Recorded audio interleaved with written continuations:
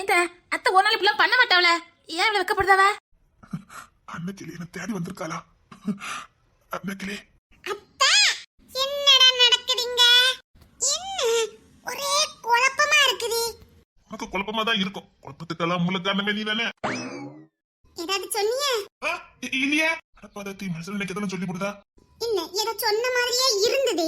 ஆஹா ஆஹா அத்தா வாங்கத்தா.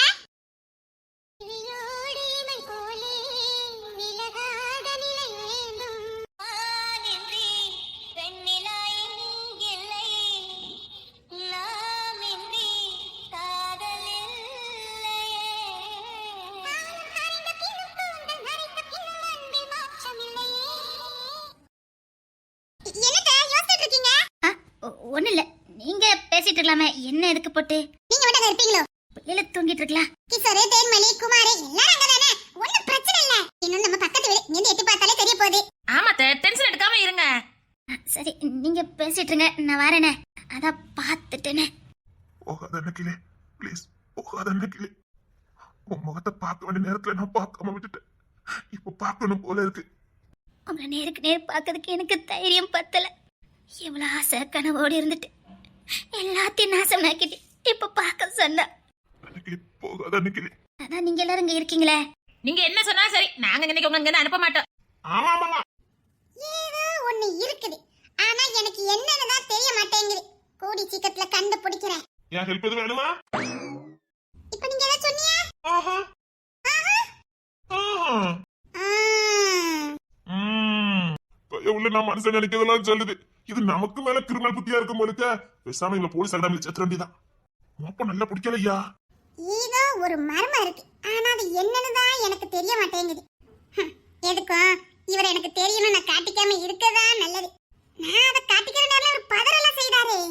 அப்பா, இவருக்கு இந்த ஊரை பத்தி, நம்ம குடும்பத்தை பத்தி எல்லாம் தெரிஞ்சிருக்கு. இவருக்கு ஒரு நம்ம குடும்பத்துக்கு சம்பந்தம் இருக்குமா? சாச்சா, இவரு நம்ம எதிரியாச்சே. ஆமா, இவர் எப்படி நமக்கு எதிரியானாரு? கேள்வியா கேட்கான்னு நினைக்க மனசுக்குள்ள. என்ன கேள்வி கேட்டாலும் வேலை கிடைக்க மாட்டேங்குதே. இந்த 10 கேள்வி விட கிடைச்சிடும். ஏதாவது சொன்னியே? ஐயோ தங்கம், நீங்க வா தங்கம். நாம சில ரகசியங்களை கண்டுபிடிக்கணும்னு இந்த மீனா தயவு தேவை. அப்பப்போ இடக்க முடக்கா 2 கொஸ்டினை போடுவா. அதை வச்சு நாம பிக்கப் பண்ணிடலாம். சரி, எல்லாரும் உட்காருங்க. ஆமா, அதுல 2 சேர் இருக்கு, எடுத்துலாமா? இல்ல, சேர்லாம் வேண்டாம். இல்ல, சேர்ல உட்காரு. ஏமா தமிழே, அதுல சேர் கிடக்கு, எடுத்துட்டாமா? சரிங்கப்பா. ஏமா நீங்க சேர் போட்டு உட்காருங்கய்யா. இல்லப்பா, சேரே வேண்டாம், கீழே உட்கார்ந்தாதான் நல்லா இருக்கும். தமிழே, ஜோடி ஜோடி உட்காரலாமா? நீ மாட்டி. ப்ளீஸ் ப்ளீஸ், நீ அங்க போ. மதனுங்க வர சொல்லி கால குடுமட்டி. போடி. போய் தொலைறேன். நாம யாரு என்னன்னு தெரிஞ்சுக்கிட்டே ஆகணும். இல்ல எனக்கு மண்டை குழம்பிடும். கேள்வி கேட்டு விளையாடலாமா? இவ்வளவு என்னமோ பிளான போடுதாலே. என்னடி கேள்வி கேட்க போற? ஐயோ, இவ எடக்கு மடக்கா கேள்வி கேட்பால. ஏதாவது பாட்டு போட்டி வச்சு விளையாடுங்க. பாட்டு போட்டியா? தமிழே, பாட்டு போட்டிக்கலாமா? தூக்கம் வரக்கூடாது, அதுக்கு என்ன வேணாலும் பண்ணுங்க. பாட்டு போட்டியா? என் தங்கமே, பாட்டாம படிக்க போற? எப்படிமா கூடயே வச்சு சமாளிச்சிய? அப்பதான் எங்களுக்கு தெரியலங்க.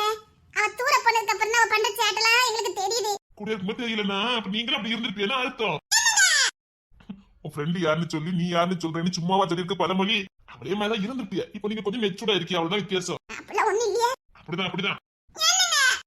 என்ன ஒண்ணு இல்ல, அங்க திரும்புங்க. பெருசா என்னங்கன்னு கூப்பிட்ட? நீங்களே பாட்டு படிச்சு ஆரம்பிச்சீங்க. ஐயோ, என்னையே ரொம்ப கிளுக்கால்வல. நீங்களே பண்ணுங்க, நான் சும்மா உட்கார்ந்துருக்கேன்.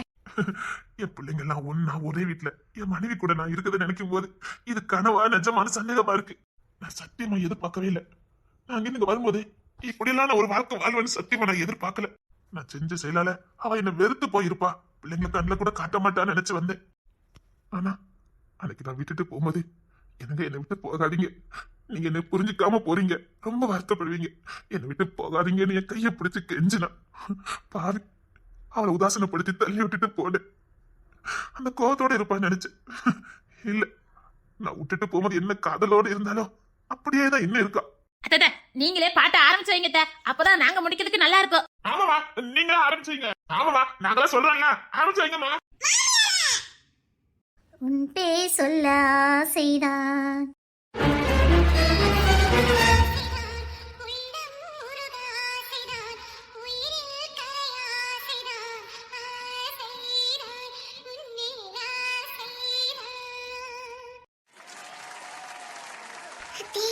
இது நம்ம மாமியார் தானே?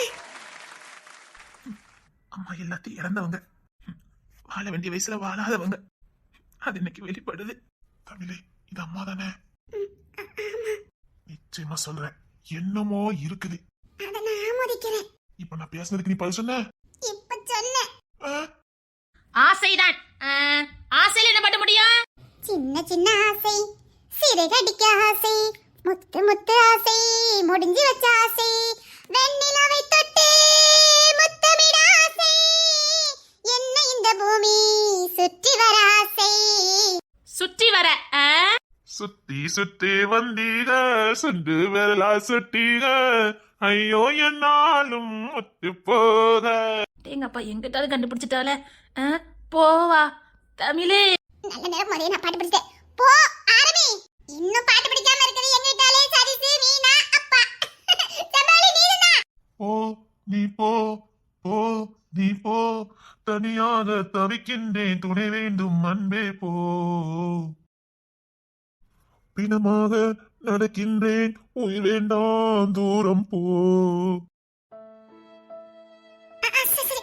உயிர் அதுல முடிற மாதிரி யாராவது பாட்டு பாடுங்க. உயிரே உயிரே பிரியாதே, உயிரை தூக்கி எறியாதே, உன்னை பிரிந்தால் உலகம் கிடையாதே. இப்பமா அத்தையே கண்டுபிடிச்சிட்டாங்க. இது செம்பாலி நீலாம் வேஸ்ட். மாமியார் கண்டுபிடிக்கல. உள்ளுக்குள்ள இருக்குது தானா வெளிய வருது. ஏதோ ஒரு குழப்பமா இருக்குதே எனக்கு. என்ன மாதிரியே ஒருத்தங்க சந்தேகப்படுதா? என்ன பண்ண?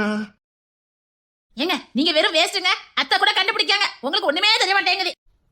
நான் இங்க இருந்ததானே கண்டுபிடிக்க. ஐயோ என் புத்தியெல்லாம் மாறுத. ஐயோ ஒரே குழப்பமா இருக்குத. இந்த போலீஸ் புத்திய ஸ்டேஷனோட வச்சுட்டு வரணும்னு நினைப்பேன். ஆனா வந்ததுக்கு அப்புறமும் தொடருத. ஏங்க நான் உங்ககிட்ட பேசிட்டு இருக்கேன், நீங்க என்ன பேசிட்டு இருக்கீங்க? ஐயோ மண்டையே பிச்சுக்கிட்ட மாதிரி வருதே. ஒரே குழப்பமா இருக்குதே. தங்க போலீஸ்காரன் நானே ரொம்ப குழம்புறது இல்ல. நீ அந்த இப்படி குழம்பிட்டு இருக்க, என்னாச்சு உனக்கு? என்னங்க சொல்றியா? நீயும் மகனே இங்கே கிடையாதுன்னு சொல்ல வந்தா. நீங்க ரெண்டு என்ன சிந்தனையில இருக்கீங்க? அதானே நானும் ரொம்ப நேரமா கவனிச்சிட்டு இருக்கேன். இவியலும் தானா பேசுறாங்க, அவளும் தானா பேசுறா. ஒரு நேரம் தானா பேசுறேன்னு வெளியில பேசுற பாரியா? அது வேலையா? தங்கம் என்னங்க? என்ன நீ சும்மாவே குழம்புற, எதுக்கு? ஒண்ணு இல்லங்க. இந்த மீனப்பை உள்ள ரொம்ப குழம்ப மாட்டாளே. அவ புலம்புறானா ஏதாவது ஒண்ணு இருக்கணுமே. நான் மட்டும் நினைச்சது உண்மையா இருந்ததே. பாட்டு போட்டிலாம் வேண்டாம், எனக்கு ரொம்ப குழம்புது. வேற ஏதாவது பண்ணுங்க. வேற என்ன பண்ண? விளையாடலாமா? என்ன விளையாட்டு? நம்ம சின்ன பிள்ளைல ஏதாவது விளையாண்டுருப்போமே, யோசித்து பாருங்க. நான் சின்ன பிள்ளை ஹாஸ்டல். ஹாஸ்டலா? உனக்கு தெரியாதுல்ல? நீங்களும் ஃபுல்லா ஹாஸ்டல் தானா? ஏங்க அப்ப நீங்களும் ஹாஸ்டலா? ஐயோ சதீஷ் எல்லாம் உண்மை சொல்லிடுவானே. நீ என் புள்ள, நான் தான் உனக்கு அப்பான்னு கையை பிடிச்சி கூட்டிட்டு வந்துட்டு கேள்வார் பேச்செல்லாம் கேட்டு உன்னை அம்போன்னு விட்டுட்டேனேடா. அன்னைக்கு தான் இவன் என்ன கடைசியா பார்த்தான். இப்போ பக்கத்துலயே நான் இருக்கு. ஆனா என் பிள்ளைக்கு நான் யாருன்னு தெரியல. ஏன் சரி சார், நீங்களும் ஹாஸ்டலா? அந்த ஹாஸ்டலுக்கு நான் எப்படி போனேன்னு கூட எனக்கு தெரியாது. ஐயோ இந்த நேரமா இதை பேசணும். மதனே வேற ஏதாவது டாபிக் பத்தி பேசுங்களேன். அப்ப என்னமோ இருக்குது. விடக்கூடாது, இன்னைக்கு ரகசியத்தை தெரிஞ்சே ஆகணும். ஏன் சரி சார், நீங்க எப்படி ஹாஸ்டலுக்கு போனீங்க? ஐயோ எல்லாம் உண்மை வெளியே வந்துருமே. ஐயோ அதெல்லாம் சொன்னா அவ்வளவுதான். அப்போ அம்மா கிட்ட போனீங்க? எங்க அம்மா என்ன கூப்பிட வந்தாங்க. நான் பிளஸ் 2 படிக்கும் போதே எங்க அம்மா வந்து என்ன கூப்பிட்டு வந்துட்டாங்க. அப்படிதானேமா? ஆமா. ஹாஸ்டல்ல படிச்சிட்டு இருக்கும் போதே எங்க அம்மா ஹாஸ்டல்ல படிச்சுட்டு போதும்டா வாணி எங்க வீட்டுக்கு கூப்பிட்டு வந்துட்டாங்க. அந்த வீடு இருக்க அங்கதான் காலேஜ் போனேன். ஓவ சேட்டை ரொம்ப அப்படித்தானே பண்ணினேன். அம்மாக்கு என்ன பண்ணனே தெரியல. அதுக்கப்புறம் தான் ட்ரைனிங்ல கொண்டு போட்டாங்க. எல்லாரும் அப்படி தரத்தையும் பண்ணிட்டு தான் வந்தீங்களா? இப்ப இல்லல்ல, அத பாரு. எதுக்கு தெரியல அப்படி மாறினீங்க? கோவம். சின்ன வயசுல ஹாஸ்டல்ல போட்டுட்டாங்கன்னே கோவம். ஏன் கோவம்? எனக்கு எங்க அப்பானா பிடிக்கும். சதீஷே விடுங்கம்மா, அவர் சொல்லட்டும். ஐயோ ஐயோ என்ன பண்ண போறேன்னு தெரியலையே. சதீஷே என்ன ஒரே குழப்பமா இருக்குது. விட்டா எனக்கு மண்டையே வெடிச்சிரும். அப்ப நீங்க உங்க அப்பா பாத்துருக்கீங்களா? 3ஆம் கிளாஸ் படிக்கும் போது பார்த்தேன். அப்பா அப்பானா ரொம்ப பிடிக்கும்னு சொல்லுங்க. அந்த ஆளு மட்டும் என் கையில சிக்குனாரு. என்ன சொல்றீங்க? சதீஷே உள்ளுக்குள்ள அவ்வளவு கோவத்தையும் வச்சிருக்கேன். நான் தகப்பனானதுக்கு அப்புறம் தான் பாசனா எனக்கு என்னன்னு தெரிஞ்சது. அதையும் மீறி ஒரு மனுஷன் என்ன கல்லஞ்சமா கொண்டு விட்டுட்டு போயிட்டாரு. அவர்லாம் மனுஷனே கிடையாது. அவர்லாம் இப்ப என் கண்ணு முன்னாடி வந்து நின்னாரோ மொத்த அடி என் கையால் தான் அவருக்கு விழும். ஐயோ என்ன பண்ணனு தெரியலையே. இதெல்லாம் கேட்கறதுக்கா இந்த மனசு எங்க வந்தது? டேய் சதீஷ் ஏன்டா இப்படி பேசிட்டு இருக்க? விடுங்கம்மா, உங்களையும் அம்போன்னு விட்டாரு, என்னையும் அம்போன்னு விட்டாரு. ஒரே ஒரு நல்ல காரியம் பண்ணாரு. ரோட்ல இருக்கிற என்ன என் அம்மா கிட்ட கூட்டு வந்தாரு. அது ஒண்ணுதான் அவர் செஞ்ச நல்ல காரியம். அதனாலதான் அவரை கண்டுபிடிச்சு அடிக்க கூடாதுன்னு தீர்மானத்துல இருக்கேன். ஆனா அவரா வந்து சிக்கனாருன்னா விட மாட்டேன். தேடி போய் அடிக்க கூடாதுங்கிற தீர்மானத்துல மட்டும்தான் இருக்கேன். அவர் எங்க இருக்காருன்னு உங்களுக்கு தெரியுமா? எங்க அம்மாவுக்கே தெரியாது. எங்களுக்கு எப்படி தெரியும்? எங்க அம்மாவும் சொல்றது கிடையாது. அப்படின்னா பேவலைக்கு எங்க அப்பா தெரியாது. அப்படின்னா ஒருவேளை உங்க அப்பா ஒருவேளை உங்க மேல பாசம் வச்சு தேடி வந்தா? நான் தாத்தாவும் போதா இனி அவர் தேடி வந்தா என்ன வரட்டானே? நான் இன்னும் 10 வருஷத்தா தாத்தாவ. இனிமே அவர் வந்தா என்ன வரட்டா என்ன? பசிக்கும் போது கிடைக்காத உணவும், பாசம் கிடைக்க வேண்டிய வயசுல கிடைக்காத பாசமும் பிறகு கிடைச்சா வேஸ்ட். சாப்பாடுனாலும் சரி, அன்புனாலும் சரி, பசிக்கும் போதுதான் கிடைக்கணும். ஆனா அவரை மட்டும் நான் மன்னிக்கவே மாட்டேன். இதை விடுங்க சதீஷ், நம்மள பையன் ஏதோ ஆசிரியர்னு படிச்சுக்கிட்டேன். என் அம்மா இதே ஊர்ல இருந்து என்னென்ன பாடு அனுப்பிச்சாங்கன்னு எனக்கு தெரியும். நான் ரவுடி ஆயிட்டேன்னா எல்லாரும் கோபப்பட்டாங்க. யானேன்னு யாருக்கும் தெரியாது. பிஞ்சு மனசுல காயம்.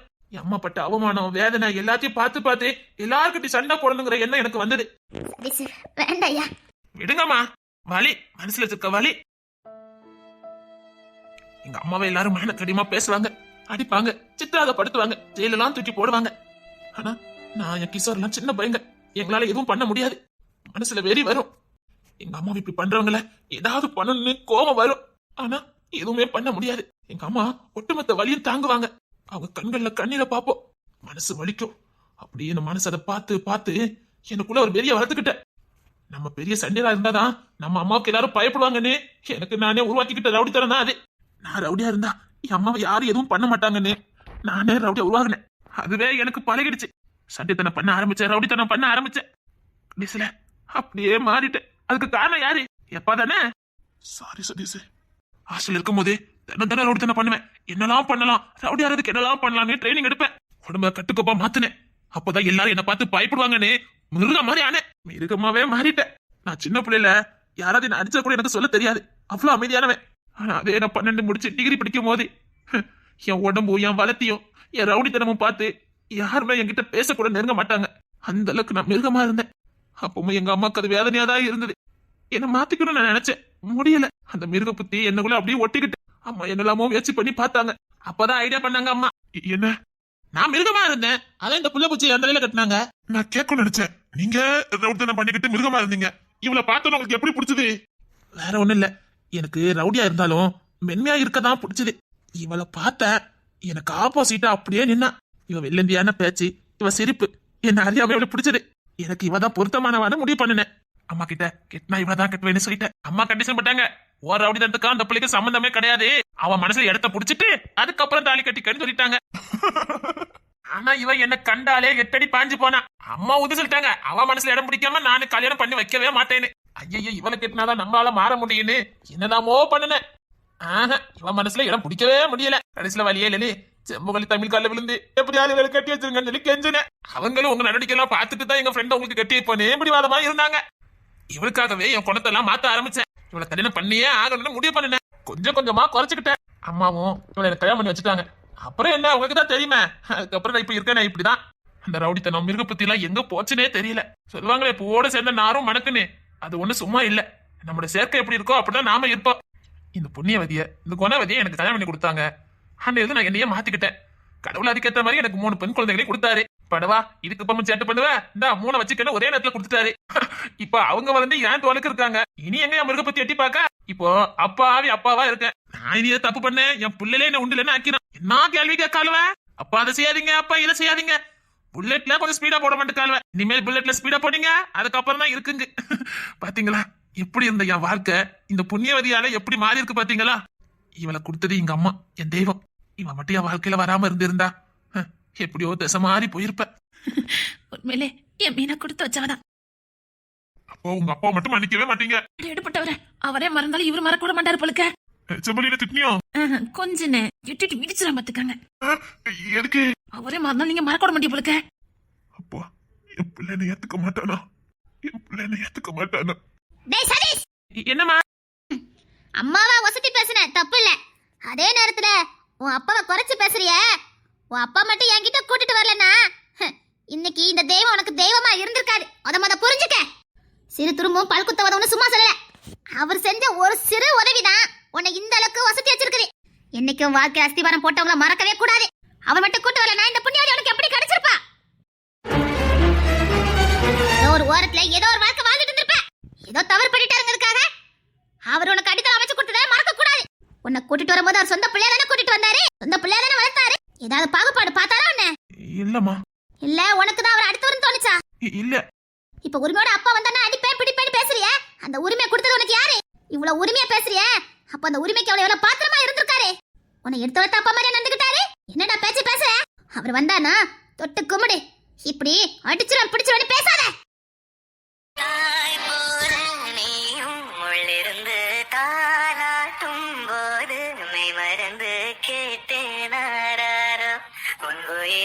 சேரும் நான் வேறோ எத்தனை மோசம் என்றே என் செய்கைகளை சொல்லியும் காட்டாமல் சேர்ந்தாள் அத்தனை பாச